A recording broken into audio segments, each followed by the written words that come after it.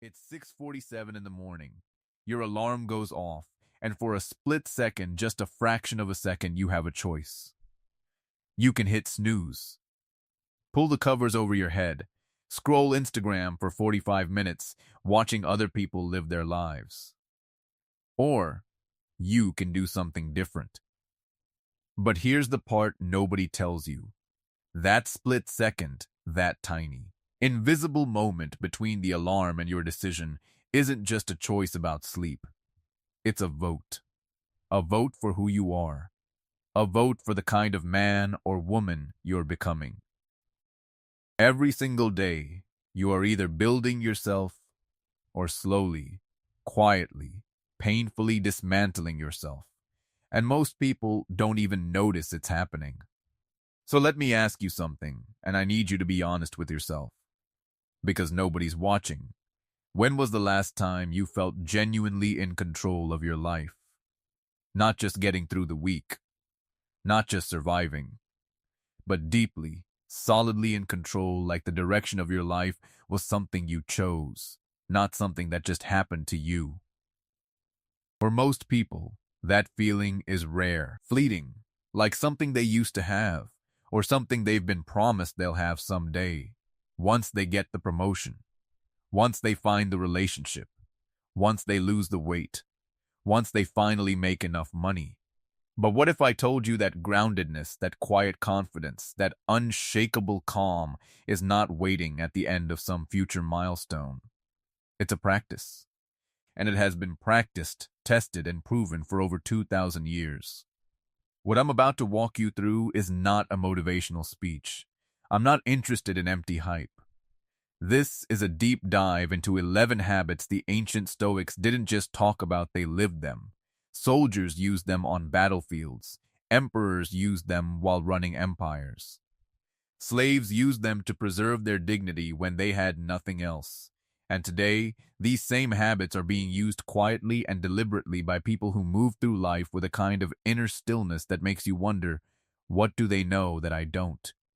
Now you're about to find out. Stick with me for all 11, because each one builds on the last. And by the end of this, you will look at your daily life differently, not because I told you to, but because you'll see it for yourself.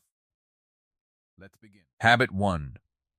Build your inner citadel before the world wakes up. There's a man named David Goggins. You've probably heard of him. Former Navy SEAL. Ultra-marathon runner, one of the toughest human beings alive.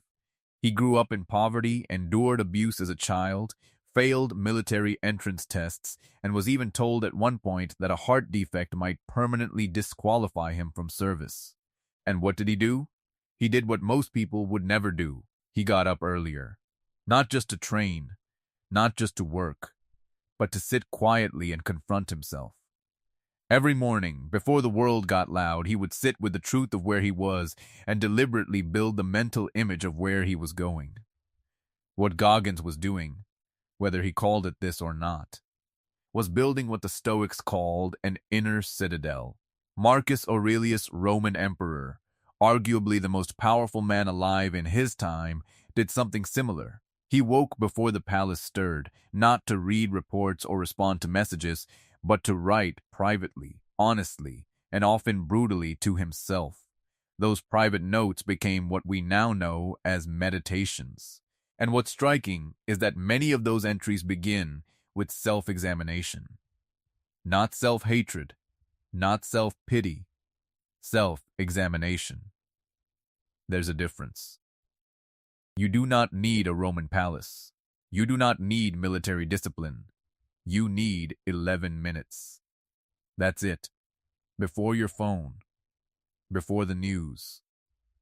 Before anyone else's agenda enters your head. Take 11 minutes and do 3 things. First, sit in silence for 3 minutes. No music, no podcast, no stimulation, just silence. Second, spend 4 minutes writing the answer to one question. What is the one thing that, if I do it today, makes everything else easier or less important? Not a to-do list. Not 10 priorities. One thing. Third, spend 4 minutes reading something that requires thought. A page of Marcus Aurelius. a paragraph of Viktor Frankl, a passage from Seneca, something that feeds your mind before the world gets a chance to poison it. That is your inner citadel. And when you build it consistently, something changes. Office politics don't hit the same. Social media noise doesn't rattle you the same. That spiral of anxiety at 2 p.m. doesn't own you the same way. Because you already centered yourself before the day tried to pull you apart. Epictetus said, "Men are disturbed not by things, but by the views they take of them. The event itself rarely destroys you. Your interpretation of it does. And when you build your inner citadel each morning, you are choosing your interpretation in advance. You are deciding that today, you will be the observer of your life, not the victim of it. In a world designed to steal your attention, owning the first 11 minutes of your day is a radical act. Start tomorrow, not Monday. Tomorrow, habit 2. Dress for the person you're becoming. In 2012, researchers at Northwestern University ran a fascinating experiment. They gave 2 groups of people identical white lab coats. To one group, they said, "This is a doctor's coat." To the other, they said, "This is a painter's coat."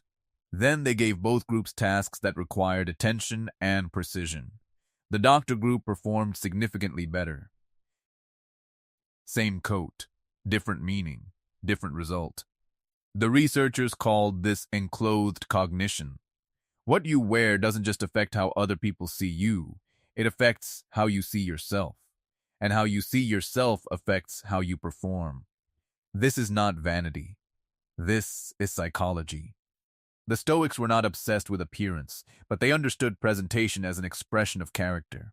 Marcus Aurelius believed that how you carry yourself, your posture, your bearing, your discipline, reflects the respect you have for your own character.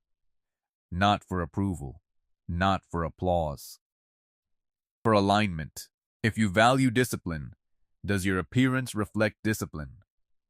If you value strength, does the way you carry yourself communicate strength? If you value purpose, does your presence suggest that you take your life seriously? This is not about expensive clothes. It's about intentionality. A person who respects themselves doesn't always dress to impress others. They dress to remind themselves who they are. Clean clothes, good posture, steady eye contact, a measured walk, a calm voice. These are not superficial details.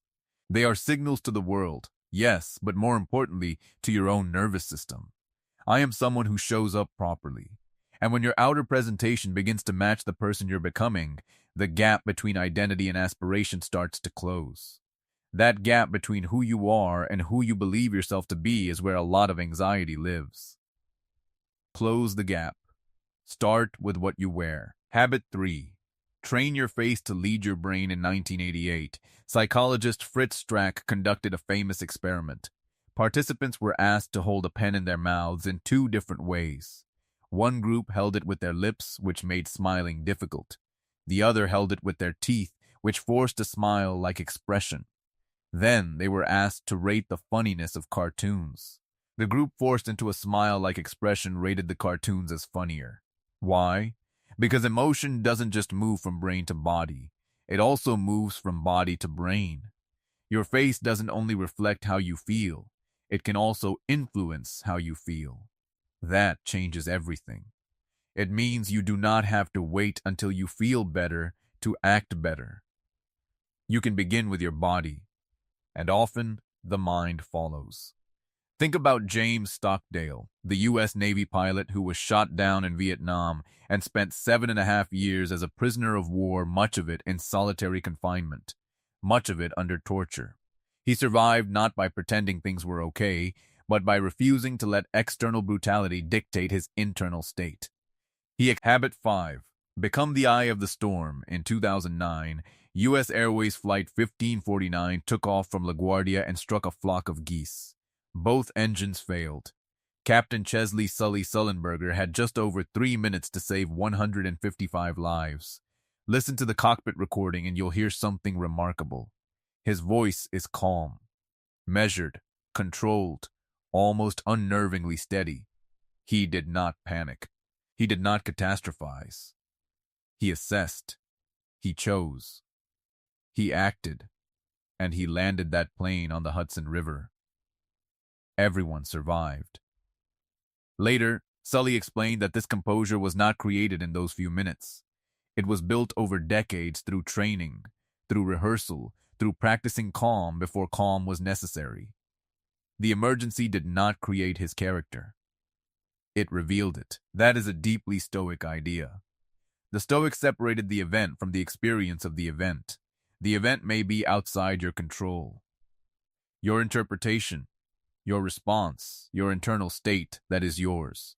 Marcus Aurelius wrote, "You have power over your mind, not outside events. Realize this, and you will find strength."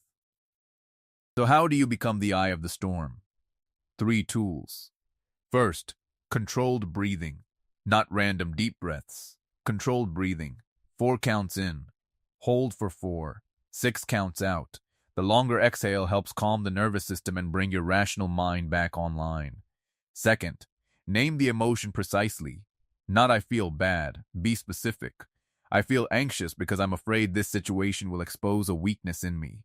Precise naming reduces emotional chaos. Third, divide the problem into 2 columns. What can I control or influence? What is outside my control? Then give your energy only to the first column, not less energy to the second. 0, that is not passivity. That is power. Your job is not to stop the storm. Your job is to be the eye. Habit 6. Architect your own North Star if you do not consciously give your life direction. Your mind will drift. And drift, repeated over years, becomes a life that feels accidental. Viktor Frankl understood this better than almost anyone. He survived Nazi concentration camps and lost nearly everything: his family, his freedom, his life's work. And yet what he observed changed psychology forever. The people who survived best psychologically were not necessarily the strongest. They were the ones who had a reason to keep going, a person to return to, a task to finish, a meaning to serve. Frankl called this the will to meaning. The Stoics called it living according to reason, living in alignment with your purpose.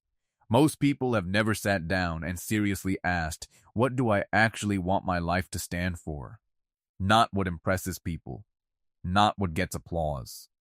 What actually matters to me? So here's the exercise. Take a blank sheet of paper and write, if I look back 10 years from now and feel deeply satisfied with how I lived, what would have to be true? Not what would I own, not what title would I have, but how would I have lived? Who would I have become? That composure was not weakness, it was armor. So here's what this looks like in your life. The next time stress rises, an ugly email, a traffic incident, unexpected bad news, before you react, do this. Take 1 deliberate breath. Relax your jaw. Choose composure, not fake happiness, not denial. Composure. Because your face is sending signals not only to the room, but to your own brain. And when you interrupt that feedback loop, difficult emotions lose some of their power. Composure is not coldness. It is not indifference. It is the disciplined choice to remain who you want to be, even when the world is trying to pull you out of shape. Habit 4. Master the art of the closed gate. Marcus Aurelius had a co-emperor and adoptive brother, Lucius Verus.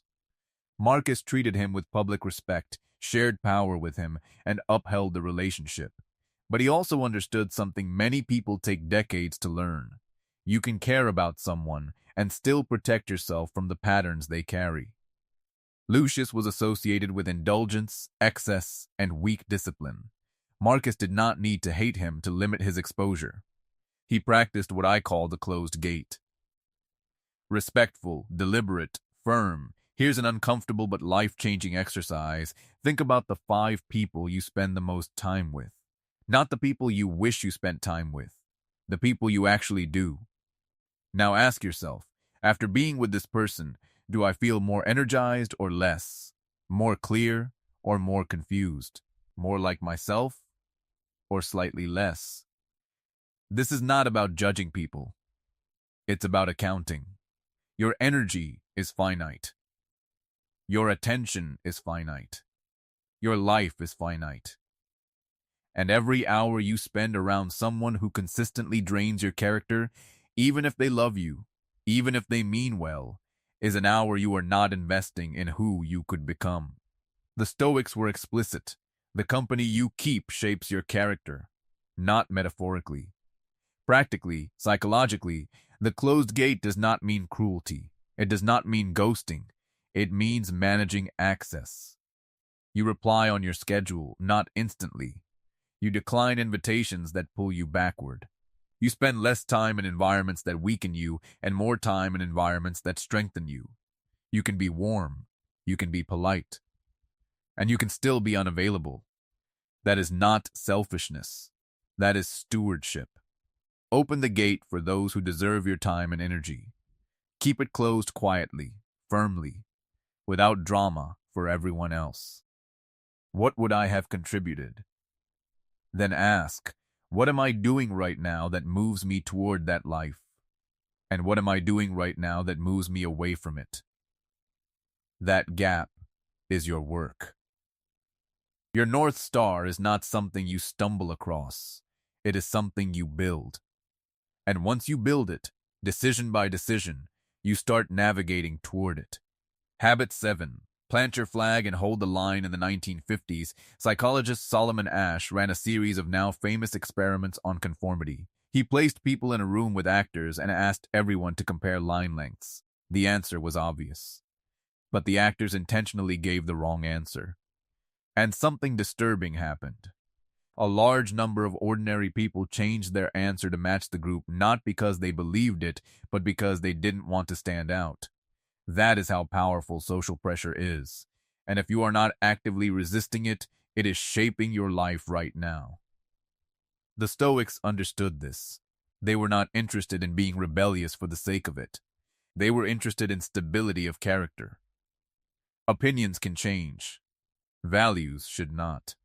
So write down 5 things that are non-negotiable in how you live.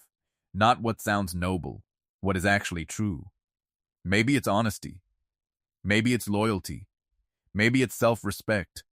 Maybe it's refusing cruelty. Maybe it's your commitment to growth. Write them down. Because if you don't define your values ahead of time, the world will negotiate them for you in moments of pressure. Epictetus said, "First say to yourself what you would be, and then do what you have to do." That order matters. Identity first. Action second. Plant your flag. And when pressure comes, because it will hold the line. Habit 8. Sharpen the blade of wit. A lot of people misunderstand Stoicism. They think it means being severe, humorless, grim. Then they actually read Seneca. Seneca was sharp, ironic, and often funny. He mocked pretension, including his own. Marcus Aurelius, too, had moments of dry observation that were almost devastating in their precision. Real wit is not the opposite of Stoicism. It is an expression of it. Because humor requires clear sight. It requires you to notice the gap between what people pretend is true and what is actually true. And that is a Stoic skill. Humor also creates distance. When you can find something genuinely absurd in a difficult situation, you move from being trapped inside the emotion to observing it. And from there, you can think clearly again. So how do you build wit? First, read widely. Read sharp essayists, good comedians, thoughtful satirists. Train your mind to notice contradiction and absurdity. Second, stop taking your ego so seriously. The ability to laugh at yourself without collapsing is a sign of strength. Third, practice the pause. Wit is not speed alone. It's timing. The most insightful people in the room are rarely the loudest. They are the most observant. Sharpen the blade. It cuts deeper than most people realize. Habit 9. Give everyone the dignity they are owed, and not 1 penny more. Respect is not agreement. Respect is not intimacy.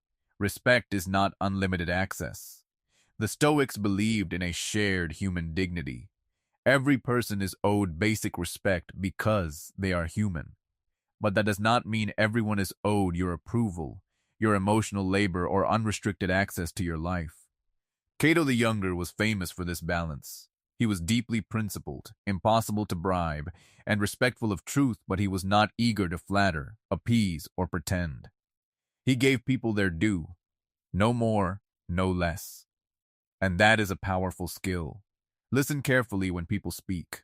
Return what you borrow. Acknowledge effort. Say thank you and mean it. These are not small things. They are evidence of character. But remember this, treating others with dignity does not mean tolerating indignity toward yourself. Self-respect is not vanity. It is the foundation of healthy generosity. If you do not respect yourself, you will swing between two extremes, being a pushover or becoming a tyrant. A person who respects themselves can afford to be fair, calm, and generous because they are not begging to be liked. Give everyone dignity, but protect your self-respect with equal seriousness. Habit 10. Memento mori, let death sharpen your life. When a Roman general returned home in triumph, he was celebrated in the streets. Crowds cheered. Flowers were thrown. He was treated almost like a god, and behind him stood a slave whose job was to whisper one sentence into his ear. Memento mori. Remember, you will die. Not as a threat, as a gift. The Stoics reflected on death constantly, not in a morbid way, but in a clarifying way, because death cuts through nonsense faster than almost anything else. If you knew you had 6 months left, what would you stop doing immediately? What would you start doing? Who would you call?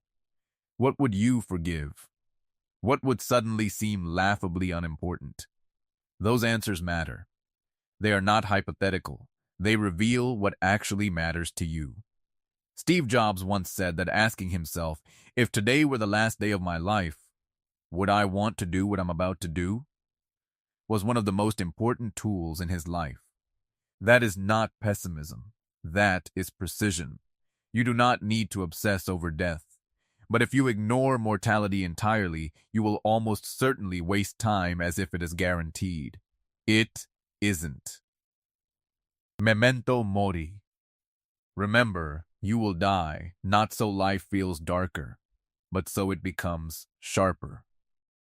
Habit 11.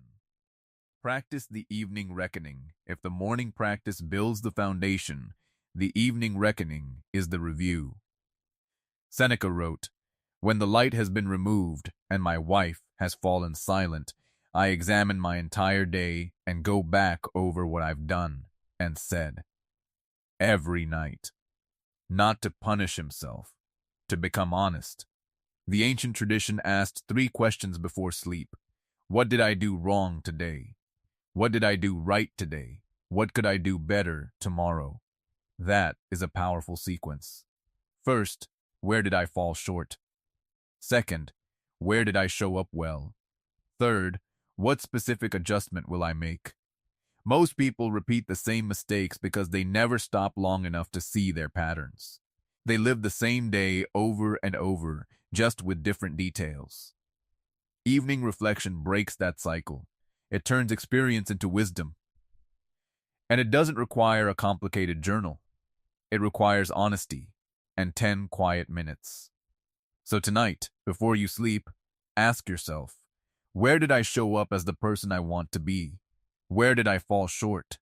What will I do differently tomorrow? That last question matters most, because reflection without adjustment is just rumination. The Stoics were not interested in guilt. They were interested in improvement. Close the day with honesty. Open the next one with intention. Do that for 90 days, and your life will not look the same. Closing, so here we are. 11 habits, not 11 ideas. 11 practices. Things you can begin tonight. Things you can begin tomorrow morning. And I want to leave you with the right frame, because this matters. The Stoics were not trying to become perfect. Marcus Aurelius, emperor of Rome, one of the most powerful men on earth, wrote constantly about his own impatience, frustrations, and failures. Every day he tried. Every day he fell short in some way. And every day he tried again. That is the practice, not perfection. Practice, you are not competing with anyone. You are not trying to become someone else. You are trying to become more fully yourself, the version of you that exists underneath the noise, underneath the fear, underneath the conditioning. These 11 habits are not a program. They are a compass. And a compass is not something you follow perfectly. It is something you use to find your direction when you get lost. And you will get lost. That is not failure. That is being human. The question is not whether you lose your way. The question is how quickly you return. If you made it through this entire video, good. Not because you deserve a gold star for watching, but because today you made a decision to invest time in your own growth instead of spending that time on something that would leave you exactly where you started. That choice matters. Do not underestimate it. So now the question is, what happens next? Which of these 11 habits hit you the hardest? Which one are you starting tonight? Let me know. And if this was worth your time, share it with one person you genuinely think needs it, not for numbers, not for clicks, but because it might help. That's the only reason that matters. Until next time, stay grounded, stay sharp, and remember, you are always building something. Make sure it's something worth standing in. Take care of yourself.